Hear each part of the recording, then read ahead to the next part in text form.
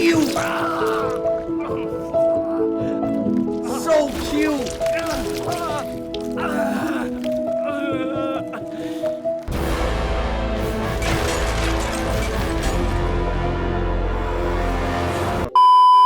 Invincible, Invincible, Invincible. The show where we follow Mark Grayson, the half-breed Viltrumite human superhero who finds a different way to get his ass beat every season that honestly manages to leave me more flabbergasted than the last. And as much as I like Mark Grayson, since I can always respect a character who suffered extensively and perseveres, at this point it's tradition. As a person who's never read the comics, this is the one thing I look forward to without a doubt every single season. So let's see what happens this time around with the entirety of season 4 of... Season 4 of Invincible starts us off with the heroes doing hero shit, and we aren't even 30 seconds into the episode and Cecil's trying to aura farm. Bro thinks he's Sasuke Uchiha. But following the aftermath of the events of season 3, being the Invincible variants, Levi Angstrom's scheming, and the visit by this sick freak Conquest, the citizens of Earth are trying to return to whatever the hell is the semblance of a normal life in this verse. Living in the Invincible verse actually sucks when you think about it. If it's not aliens one day, shit, it might be the equivalent of Satan the next. I'm not kidding. So we cut to Mark returning home from a hard day of superheroing, and bro goes straight to the showers. And he's 1 picometer away on the temperature dial from turning into Ghetto from JJK. All the BS from the previous seasons have started weighing on him. He's having flashbacks, and rightfully so.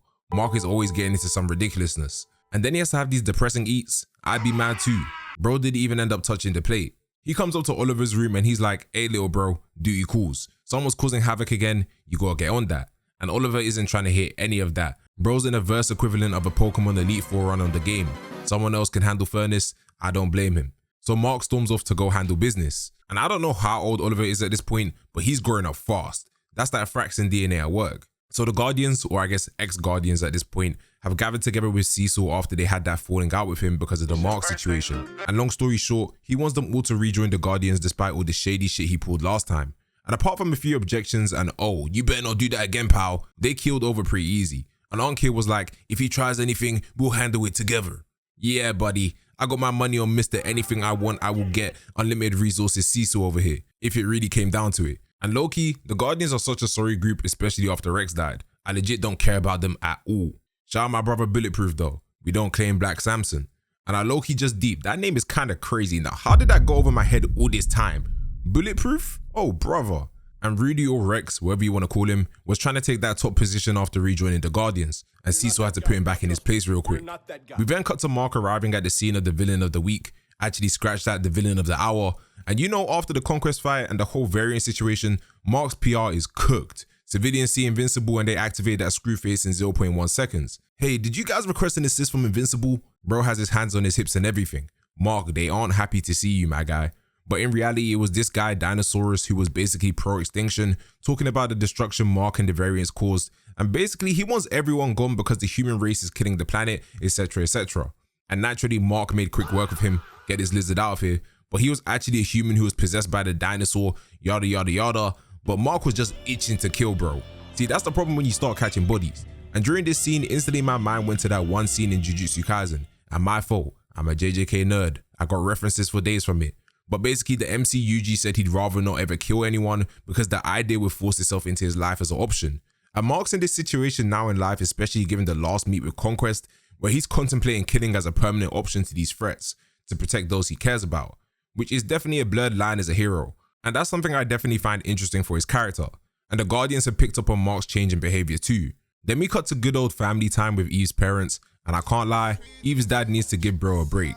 The way he dropped that line about losing his job, although true, was definitely foul play. Mark's going through enough shit as is, but then I also hear him trying to be protective of his daughter, so I'll give him a pass. But that's only as a viewer. If I was Mark, I might have had to drop a little pump fake and keep Unc in check. Business is booming with Invincible Inc. I'm a top class hero. No, scratch that, the top hero. Shout out Viltrum. And yeah, sure I've got PTSD, caused the death of a bunch of people, and the strongest beings in the universe are after me, but you aren't going to disrespect me at this table. But at least Eve had Mark's back though. And then Unc signaled Mark to go outside for a one-on-one talk just to double down. But again, at least he cares for his daughter. He said the only 2 times Eve almost got killed was because of Mark, which is facts. Especially during that Conquest battle, my goodness, she got bodied. Now, as we fast forward, long story short, the Sequids, those disgusting creatures from outer space that we've dealt with before, have made a resurgence. So you already know the drill. The Guardians are gonna Guardian their way into it, fuck shit up, and then Mark's gonna hop in the fray and solve it. Oh yeah, and this Universal woman, for wherever the hell she came from, started wreaking havoc. Something about electricity prices are too high and I need this energy to save my planet. We've heard this story before, and I thought she was gonna be on some 4 timing. I actually thought she was gonna put in work, but no. Her sorry self might as well have been used as promo for Invincible Inc. because Mark and Eve arrive at the scene and make quick work of her. All her power was in that staff of hers, and Eve, whose powers are malfunctioning at this point by the way, hits her with a nasty one bang, knocking her the fuck out. If that's all someone called Universal can bring to the table, maybe your civilization actually needs to be boomed. You guys don't stand a chance in the grand scheme of things. But we cut to the Guardians who are trying to stop the Sequid invasion, since if even one of them manages to escape the area, then mankind is doomed. They've deployed a containment tactic where they shoot those possessed, freeing them of control and then teleporting them to a safe space so they can get rid of the Sequids for good. And of course the Guardians, as I said before, always end up fucking shit up. So Cecil begs Mark to cooperate and he heads to the scene and teams up with the Guardians. And bro, what is with the flying that takes place at times in Invincible? I'm not even usually the nitpicking type of guy, but why is their back extra arched? The Invincible flyers need more aura with the flying, bro. I grew up watching the Z fighters pull up flying to every world-ending event, and they always had the sauce. But maybe it's the tight ass super suits they be wearing in Invincible that ruin stuff. We don't even see the fabric moving, nothing. So after the Sequid leader is inches away from enslaving humanity with the barrier about to fall, Mark has to make a choice. Kill the innocent possessed holes and save humanity right here, right now, or wait on a nigga named Bulletproof to clutch up at the last moment. So there's actually only one answer. Go ahead and kill that man, Mark, he has to go. And A, at least he says sorry. But the explosion of his head was kinda messed up. They slow-mo'd it and everything. It low-key reminded me of that death penalty zombie game I used to play when I was a kid. If you got the headshot, they aren't surviving that. And you got the Guardian staring at bro like, did he really just do that? Fake Rudy was even saying, Invincible, with the riser building up in the background for suspense. Like that's supposed to make me think he was actually in the wrong. Yes, he killed the guy who was going to enslave the world. It's a shame an innocent guy got killed, but me personally, I'm giving Mark a pass. I don't want to hear nothing. But you know who didn't deserve a pass?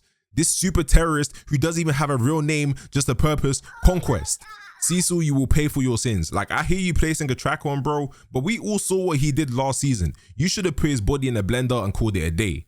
And with the power of hindsight, those actions will have consequences. So afterwards, we end up in space, and when I tell you I was not ready for what was about to transpire, we see a lush and thriving planet Viltrum of the past, and minutes before this, a mysterious aircraft dispersed and started to emit green gas on the planet. I wonder what that could mean. But the Viltrumites of old were ruthless. They had these people, probably one of many races they've enslaved doing work on the planet, and victim number 1 here was probably just feeling a little bit tired from hauling this heavy cargo all day. So he takes a little rest on his knees, but this was a big mistake, because you are a slave in the Viltrumite Empire. There is no rest. The Viltrumite that was supervising didn't waste any time choking him out and killing him, and the other slaves just hauled his body out there since this is just typical protocol. And you know what? As messed up as the Viltrumite Empire is, I can't even be too mad. They don't play games at all. And that isn't even just for the slaves. Everyone, and I mean everyone, plays by these rules. Because we cut to a scene of kids fledgling Viltrumites. They couldn't have been any older than 10, getting that boot camp training. These are soldiers in the making. The older Viltrumite who was teaching them was like to this one girl, why was the purge a blessing? And she was stammering and stuttering like crazy. Then Big Bro's gonna put his hand on her head, and this isn't on a, don't worry about it darling, just think about it, you'll get the correct answer. This is, get this shit wrong and I'm about to rip your head off and leave it on display as an example type of situation. Bro said think well before you answer, you've seen what failure brings. Oh, so this isn't the first victim. Okay, let me just take note of that. You dare interrupt your education? You've seen what failure brings. Bruh, being a Viltrumite isn't for the weak, literally. So the girl manages to clutch up and get the answer right, and then he's gonna send the kids away saying lessons are done for today, find food and shelter if you can, tomorrow prepare for combat because 2 of you are going to die. Yeah, the Viltrumites had to go, bro, making the Saiyan race look like Weenie Hut Juniors. In a system like this, you can't even confide in anyone, your life is always on the line. Little bro here was itching to go. I know he was probably thinking of 100 ways to backdoor the others. Shit, I wouldn't be surprised if when they left, he caught a body just to make the competition thinner. He was plotting. And just when you think things can't get any crazier, 2 fully grown Viltrumites pull up and start to beat the daylights out of the teacher. And the lady was going straight for the Viltrumite special with those attacks. Once a Viltrumite has their hands like this, it's straight durability negation, fatal blows, and a desperate situation. And she follows up with a nasty knee kick to bro's face. And while I was watching this, I was just thinking, what did bro do to piss her off so much? But then they dropped the revelation that this is his mother and father. His parents are literally jumping him because it's his day of adulthood. This is tradition in the Viltrumite Empire. And you know, in our world, you get a birthday cake and some candles. Some people even get a car or some other crazy stuff. But on Viltrum, you get an ass whipping that you'll never forget by the people who brought you into this world. Viltrum really has one of the most egregious societies I've ever seen in fiction. But Teach starts fighting back and he's fucking his dad up, hitting him with a combo, chaining into the Ultra Instinct dodge into her elbow drop. But then his mother hits him with a nasty gut check. Like, seriously, why is she so mad? Vendetta started violating, bro. The synchronicity here would have you thinking this was Naruto and one of his clones. They were chaining critical hits. It was looking bad, not gonna lie. And when Teach finally starts getting that rage amp, he kicks up dust, blinding his mother, and then bangs her, sending her flying towards his dad, who just flings her to the side like she's a piece of trash. And the fact that this is probably an example of the healthiest family unit in Viltrum is riding in my brain, like they're actually just built different. So Teach unlocked the Viltrumite secret attack mid-battle because he just sliced straight through his father's hand and he's going for the kill. His old man is like, good.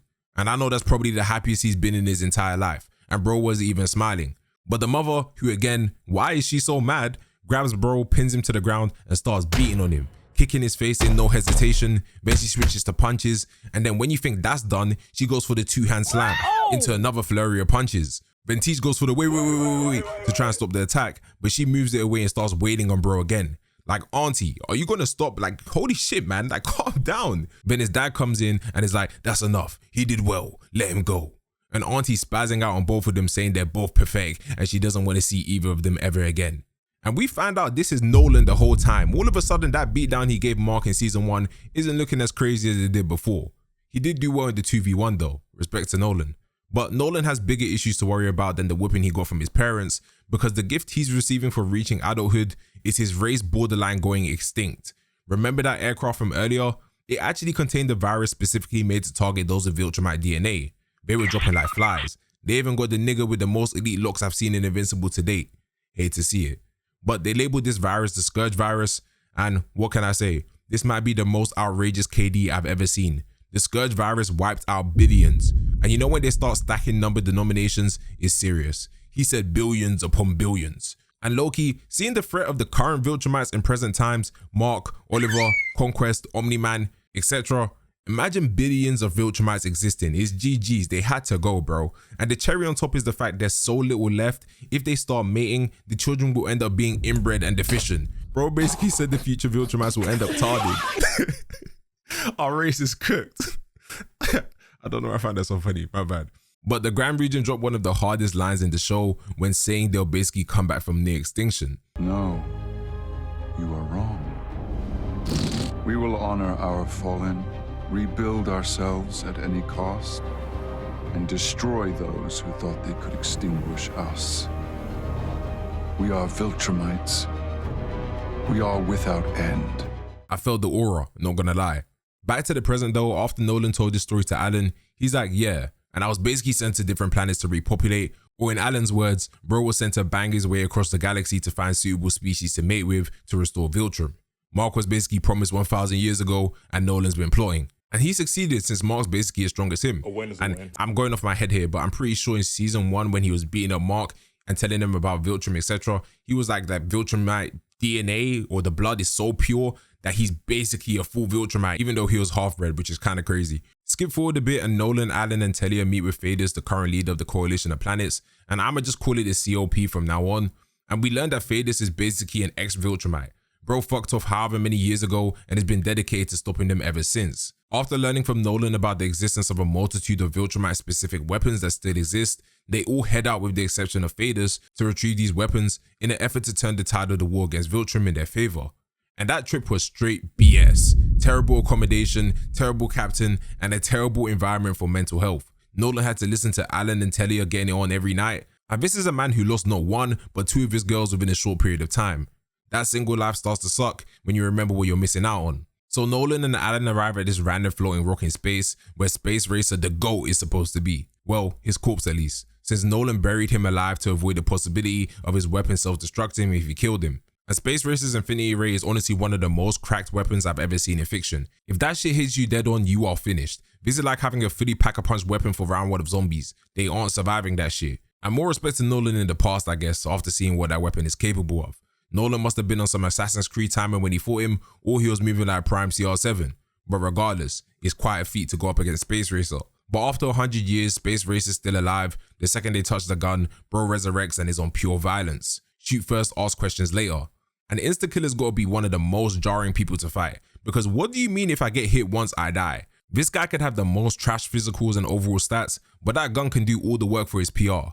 Kinda like real life, which sucks to be honest. That's why some people don't even bother going to the gym nowadays. Anyway, after Alan uses talk no jutsu, he explains the whole situation about the Viltrumite war with the coalition of planets to Space Racer and manages to get him on their side. Bro was talking about, I was buried for 100 years in darkness, 100 years with no food. Please, what can I eat? Man, I'm not gonna lie, after 100 years, the first thing I'd want is...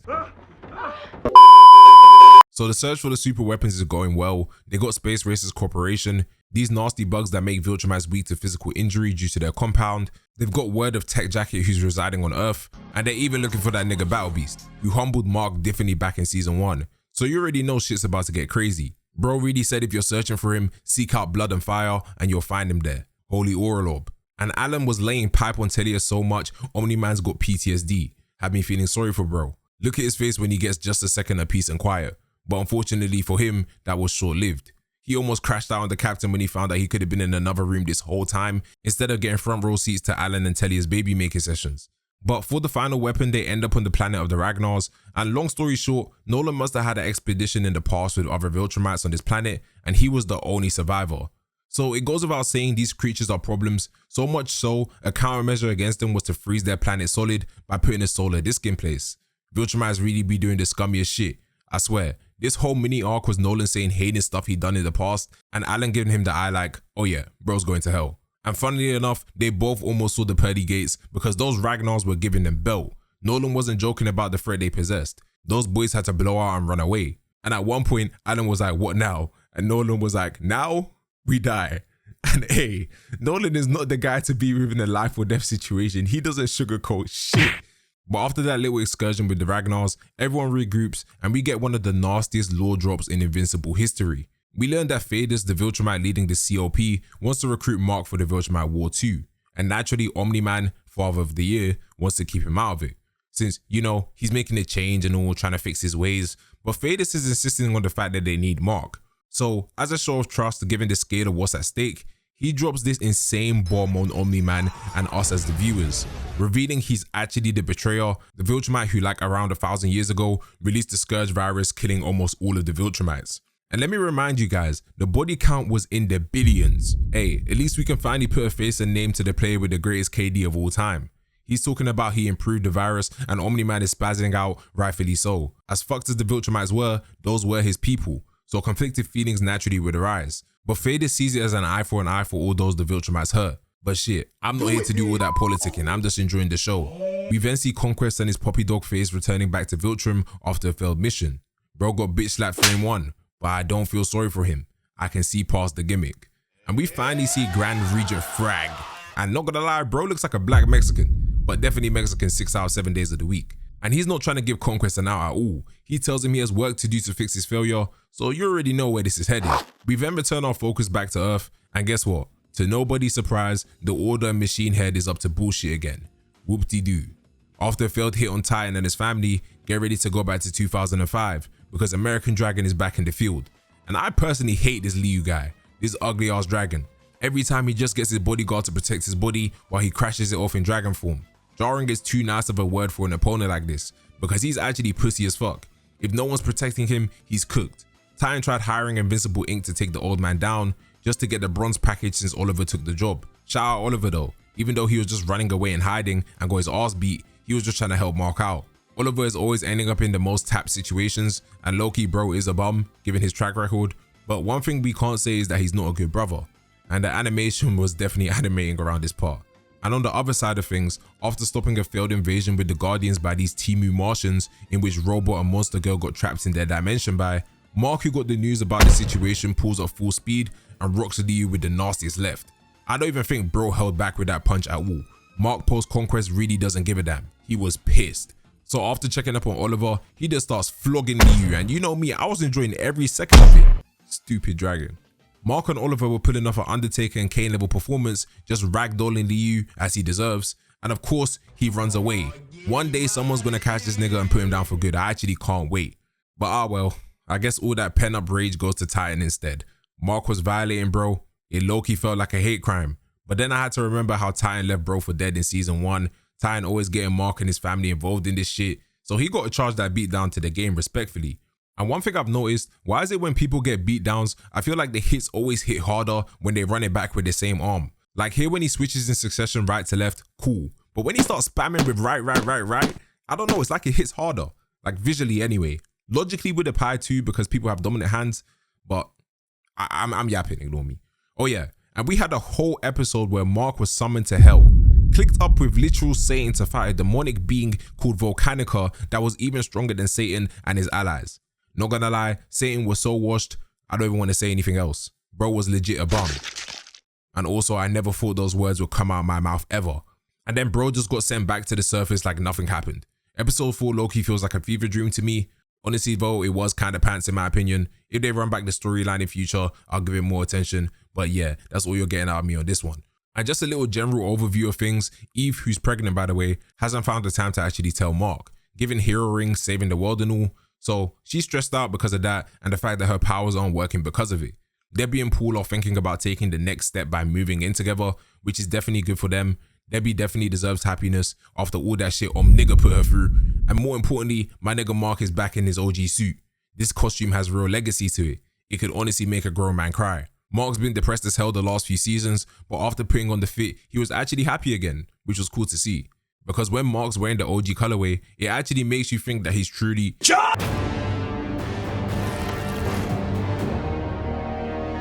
And just when Eve's about to break the news about the pregnancy, you got Nolan and Alan, grown men by the way, pulling up with the sun kiss technique disturbing this important convo. They did look tough though.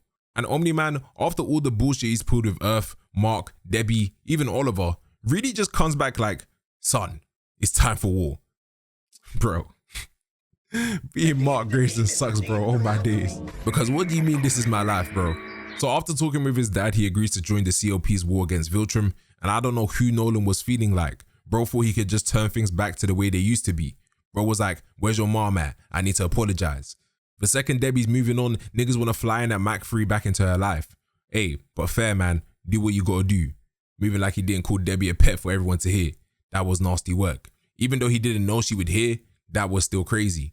I do love your mother, but she's more like a pet to me. A pet? Also, side note, Mark needs to move out of this house, bruh.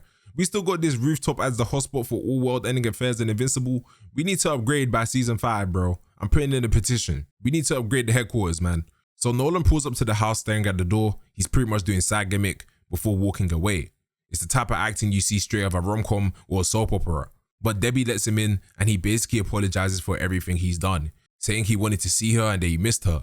Bro even managed to diss Oliver's mother in the process. Nolan really thought throwing his side piece under the bus would score him some brownie points, but Debbie wasn't going for any of it. And her VA killed the scene too, I gotta give it to her. She was cooking that bum. She was even throwing them punches at him, knowing that this guy's the equivalent of a stationary tank. Her screaming did have me crying though, that was funny as fuck. And am I still your pet? I can't with this show sometimes, man. Anyway, after getting kicked out, bro went straight to get a couple of drinks with Art after losing his girl again. And they say Nolan isn't human at all. That's human behavior if I've ever seen it. Art was low-key being held hostage though. He did not want to be there at all. And we also got introduced to Tech Jacket, aka Zoe Thompson, one of the forces crucial to the war effort. She's just a human teenage girl, but that suit of hers is absolutely busted. So after a bit of downtime, bonding, spending time with their loved ones, we have Mark and Oliver getting ready to join the COP on their journey into deep space. It was just supposed to be Mark only, but you know Oliver wasn't gonna let him go alone. Besides, he also wanted to know more about his dad Omni-Man and why everything ended up the way it did. Everyone becomes acquainted with one another while on the ship, and everything seems fine until there's a massive explosion on the rear end of the ship where Oliver and Omni-Man were. Oh yeah, and during last night's baby making sesh, Eve failed to tell Mark again that she's pregnant, which to me is honestly 50-50. Like, I don't blame her decision at all, but it's just in a situation like this where Mark has no choice but to go to war, would the knowing of you potentially having a child on the way be above all nerve to your performance? Shit, if it was me and I knew Sage Jr. was on the way, I'll stop that whole war by myself. Solo dolo, who's gonna stop me? I don't give a shit about Viltrum, I don't give a shit about nothing. This is what happens when you don't finish what you started, boy. Oh, I said save me. All right, man. My fault, big bro. I'm sorry, man. I'm sorry. Hey, man.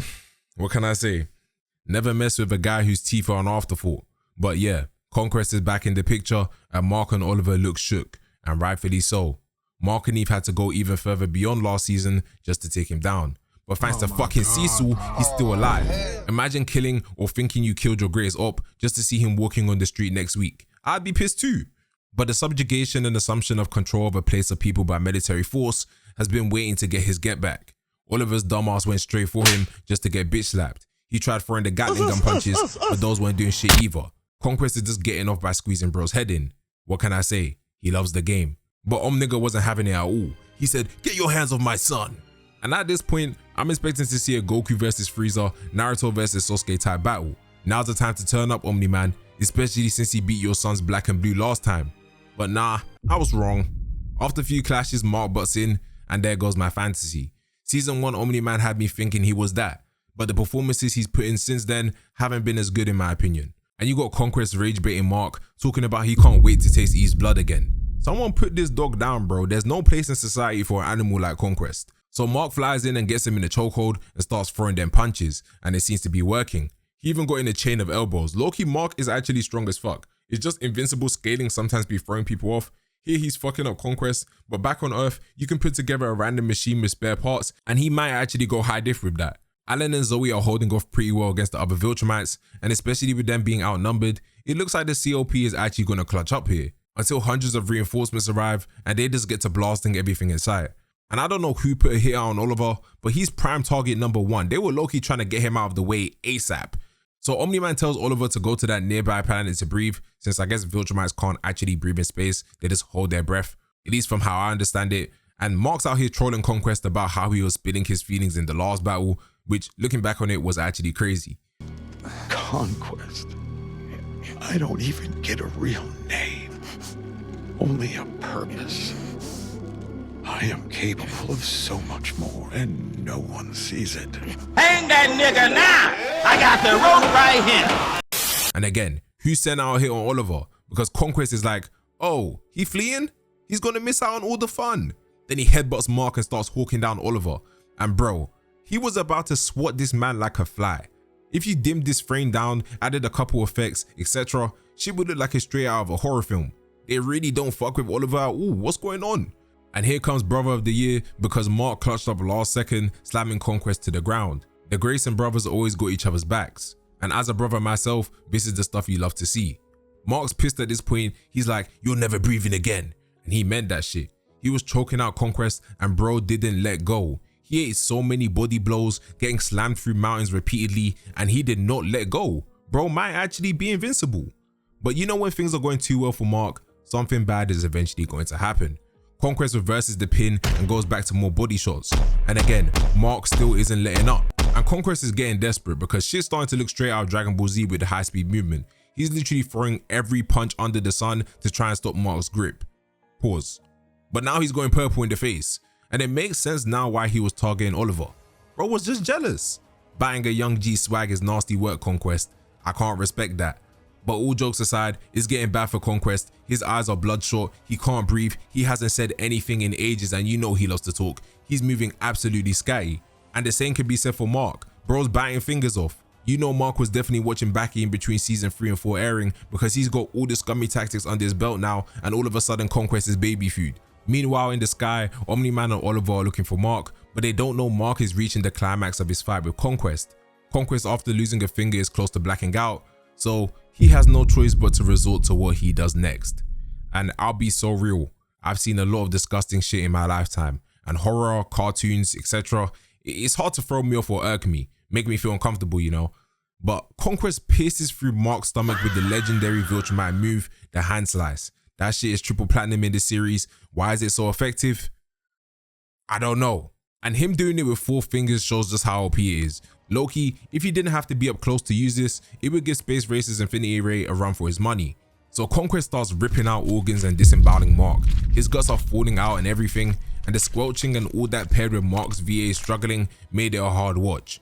What made it worse though was the fact that he just kept pulling. It didn't stop. I was like, how much more can you actually pull? Is this even realistic?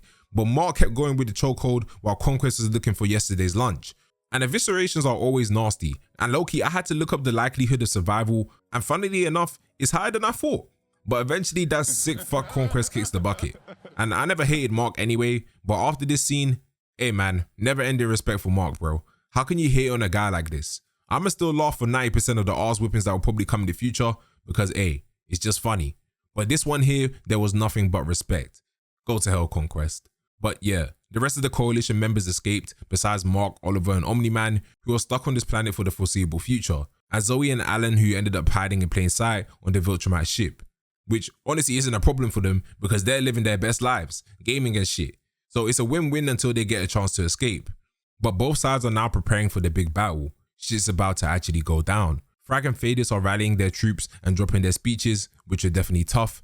You can definitely see why both are in charge. However, before that, we had a wholesome episode of father-son bonding between Nolan and Oliver. Obviously, things were rough at first, given the fact Omni-Man basically abandoned Oliver, didn't care about him, and even said out loud that he didn't care about his mother, which Oliver overheard when he was trying to win back Debbie. Omni-Man really can't do shit right. But eventually, they ended up seeing eye to eye over the span of 2 months, in which Mark was in a coma for. Conquest really fucks my boy up. And with the coalition members reuniting and Battle Beast joining the fray, now that Mark's awake with this nasty ass beard, we can finally get to work. But the remaining Viltrumites ended up launching a surprise attack at Telescria, and they get to work quick. Civilian casualties are rising. And then you got Craig going on a kill streak against literal fodder because he can never actually put in real work against the heavy hitters. Bro was like, where is the Betrayal? And Phaedus just rocked his shit, sent that fraud flying with one punch. And he surprised me. Phaedus looks old as fuck, so I'm forgetting he's legit a Viltrumite. He's probably top 20 in the verse, and that's just me lowballing it. Unk's got hands for real. He was giving Craig work. And Alan is fighting Lucan for like the 50th time. At this point, I'm convinced these two are just bros and don't want to kill each other, because how many times are they going to run this fight back? But Alan breaks it off with him to help Zoe because that's little sis. But Anissa and her fine self gets involved and starts bullying her. She was charging up the Viltrumite special. Zoe was about to see God. But thankfully, Mark comes in last second to save her life. And what a sight to behold. 3 Graysons side by side. So now with their arrival, the coalition actually has a fighting chance. And look at Craig getting bitched again. What does bro even do for real? After assessing the situation, Mark calls Oliver to take out the massive spaceship that was giving aerial support of doom. Most of the casualties were being caused by the indiscriminate beam attacks from the ship, so Mark and Oliver worked together to blow it up. And bro, Thragg is not a serious guy. I know later you understand why, but without contest, this shit was too funny. Bro is in a ship that's exploding, and he was losing his shit about this skull being destroyed. Look at bro's face. His priorities are all over the place. But to be fair, he was never really in any danger, so fairs, man, fairs. At this point, the remaining Viltrumites were getting cooked. Phaedus pinned my queen Anissa to the ground. Bro almost ruined her face. And Craig is still getting his ass beat in typical Craig fashion. And Thragg was like, oh yeah, these niggas are sorry as hell. It's time to retreat. And trust Alan to be talking crazy once they got out of earshot. But with the COP's forces managing to stop the falling aircraft, they successfully managed to drive away the Viltrumites, despite the massive loss they took today. And they managed to find a mole who was leaking their plans and sabotaging everything. Bro caught a ray gun to the head. This fat nigga really thought he could sneak out the back like people couldn't see him. Bro was snaking them for years. I don't know how he survived that headshot though, that's actually crazy. But he leaked the Viltrumites' plans, and that Thragg plans on regrouping with all the remaining Viltrumites on Viltrum, which Phaedus sees as a prime opportunity to strike. And Phaedus is like the Guardiola of this shit, so I agree, this is definitely the best course of action right now. Strike them before they gain even more power. So we get a quick flashback of the old Viltrum Empire under Argul, and we see when Phaedus was a member of the council. Long story short, the Velonians, the species they had under control, were being defiant, and Phaedus respected their strength and their ability to try and battle their occupiers, aka the Viltrumites. But Argul and Thragg and the others were like, hell nah, we can't respect their courage because they're weak as fuck. And Argul is going to be like, reduce their planet's population by 25%. Do you know how ill that is? At this point, Phaedus is like, yeah, these all have lost the plot. It gets to a point. Phaedus turned into Ezio Auditore and pulled off an assassination on Argul in the dead of night, leaving Viltrum without a leader. Until Regent Thragg, now Grand Regent Thragg, stepped up to the plate. Thragg became leader of the Viltrumites, and the first thing going on in his mind must have been No Negro! Because he collapsed his brother for no reason. I'm sorry, man. Out of all the Viltrumites, Unc was the first pick. Come on, bro. Come on, we can't beat these allegations, man. It's crazy. Everyone literally starts killing each other. We witness a legit purge, and the surviving members naturally would be the best of the best. Got Conquest's crazy ass trying to run it with Thragg, but he got put in his place immediately. There's definitely levels to this shit. But that's how the Empire came under Thragg's rule. And back to present times, we see everyone freaking out about facing Thragg, rightfully so. Bro was trained from a young age to be the strongest Viltrumite ever. Oliver talking about, no way he lives up to the hype.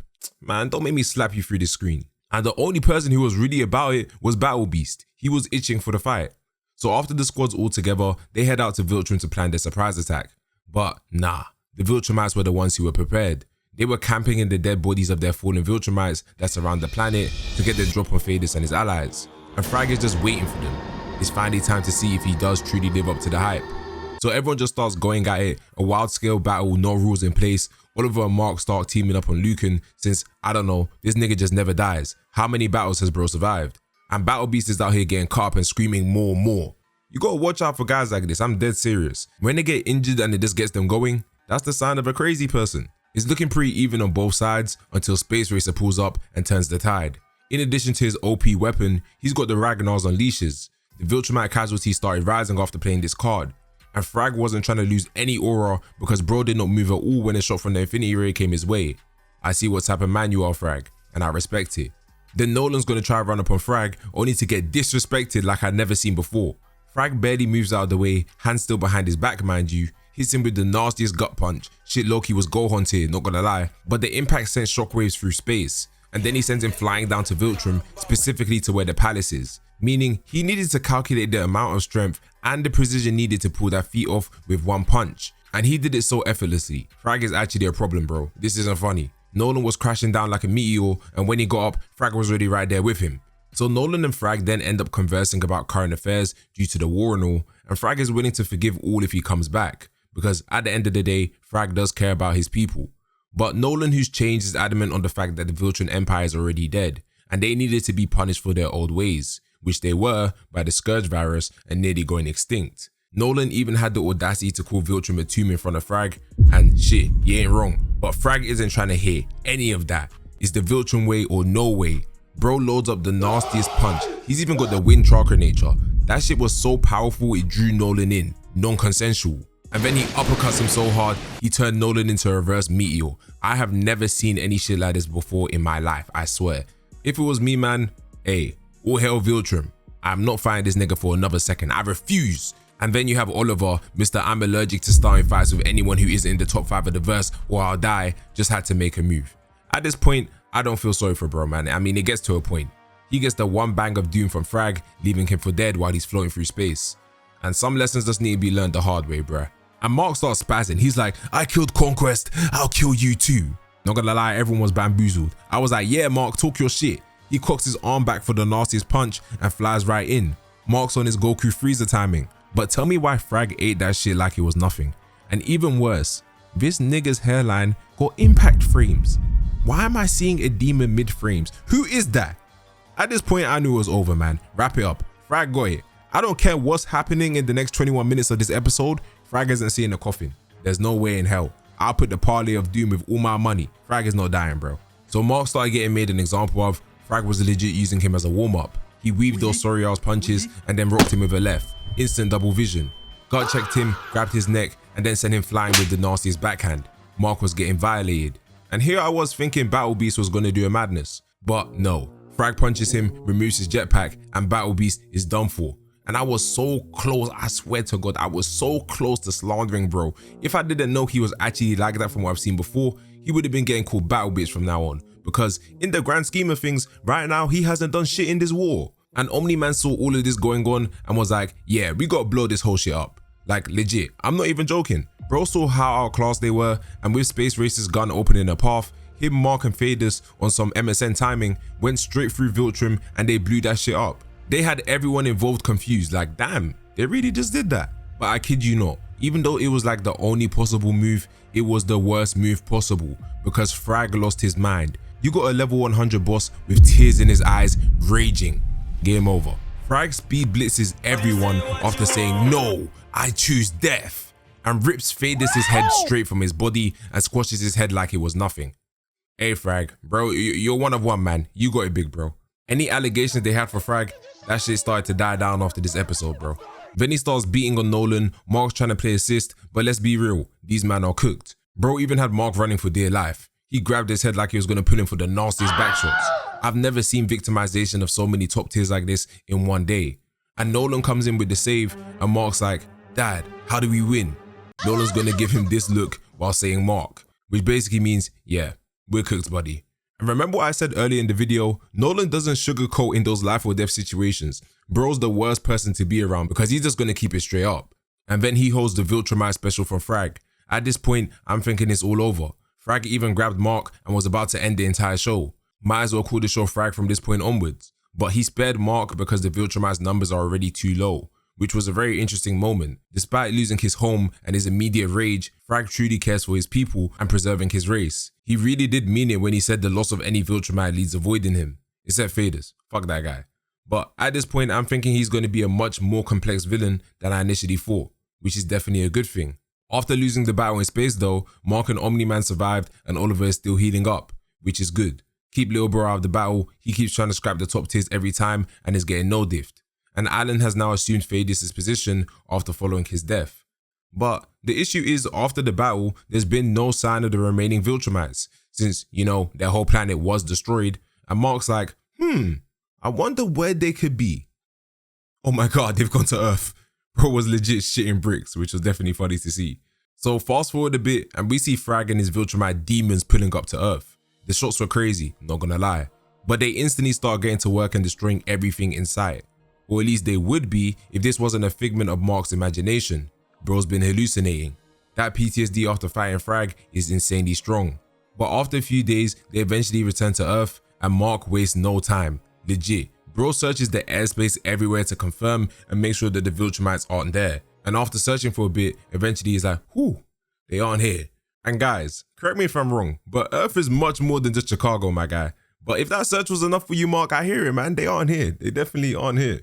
And from this point onwards, every interaction of this final episode is just Mark having PTSD. He visits his mum, he imagines Thragg popping out and killing her. He visits William and imagines Anissa killing him. The Viltrumites have got Bro in a never-ending loop of despair. And even after meeting up with Eve and her breaking the news about her pregnancy and abortion, very sad and touchy moment by the way, he imagines Thragg pulling up and killing her too. Since when did Viltrumites have genjutsu in their bag? This is fucked up. Mark's mental health is actually in the bin, it's sad to see. It got to the point that it was so bad that he legit asked Cecil for professional help. And lo and behold, Thragg appeared and killed him too. You might have built a bit more than you can chew this time, Mark. You messed with the wrong ones, just saying. So after talking to Eve about everything he's been going through, she tells him he should go on a flight to clear his head, and to be honest, it's actually working, until he sees Thragg in the sky right in front of him. But obviously guys, you know, it's just an illusion. Nope. Wipe your eyes, buddy. That's the real deal. And at this point, you just gotta pray for Bro, because there's a 0% chance of success. He was just floating there, menacingly. Thragg said, yes, we are here. But this wasn't the same as when All Might says it and the room gets filled with hope. This was nothing but despair. Mark got straight to hyperventilating. He tried to fight, but you already know how that was gonna go. And Thragg gets to talking and he's like, there's only 37 of us Viltrumites left. So basically, all that dirt you did taking our home, we could blow this whole shit up right now. It would be light work. But let me explain your future to you, buddy. Your home is now our home. Thragg basically said get all the benefits ready because us Viltrumites are here to stay. We will live among you, wear your clothes, walk your streets. Your people will never know as we use them to birth our salvation. And I know, Mark, I couldn't believe what I was hearing either. We saw Lucan heading straight to the Steve Harvey show. Meanwhile, Craig is dropping outrageous game. Bro hasn't even been on Earth that long and he's getting more play than 90% of the people watching this video. Meanwhile, Anissa is ignoring these bozos as she should.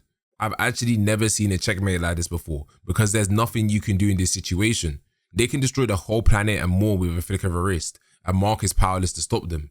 So he agrees to Thragg's terms because there's really nothing Bro can actually do. It's over.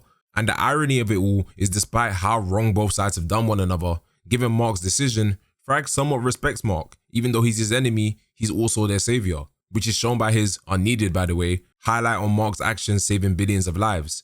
I also really think that Thragg's conflicted expressions and words when facing Mark were a peak part of this season finale. I truly can't wait to see what happens in the next season of Invincible. especially when we ended it all off with a post-mortem message from Thaddeus to Alan about the Scourge virus and him instructing Alan to use it to wipe out the remaining Viltrumites. But with that being said, we come to the end of the video. I'm not gonna lie, this video kicked my ass editing wise. I've been here non-stop. So I'd appreciate if you could like and subscribe, share, all that good stuff, especially if you want to see more Invincible videos in the future. But yeah, I'm gonna sleep for the rest of the week. Take care, guys.